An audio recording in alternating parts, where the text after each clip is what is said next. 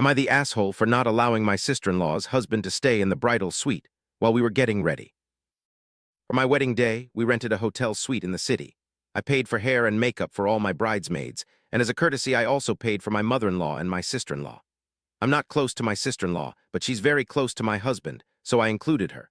On the morning of the wedding, my mother-in-law and sister-in-law arrived late because my sister-in-law and her husband had been on a beach trip. When they arrived, my sister-in-law brought her husband into the suite with his clothes to get ready for the wedding later, which surprised me because she didn't mention anything about bringing him with her. All three of them sat on the couch, and her husband stayed there on his phone. I texted my husband asking if he was supposed to stay and get dressed there. He didn't know either. I told him this was meant to be a women-only space, since all of us were wearing robes that open easily and our underwear was visible.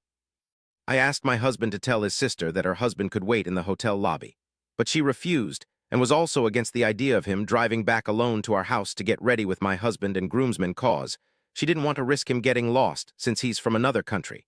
He's from Puerto Rico. We're from the Dominican Republic, and he has traveled around the doctor many times on his own. Got upset and tried to leave, but the hair and makeup artists convinced her to come back since it was already paid for. She got her hair and makeup done, and then all three of them left anyway and waited in the lobby.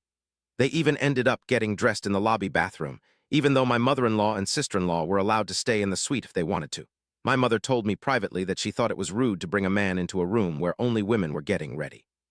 So, am I the asshole for not allowing him to stay there? Was I being inflexible? She was clearly very upset about the whole thing and understand maybe she didn't want to have him sit alone for hours in the lobby while we were getting ready, but I didn't know what else to do.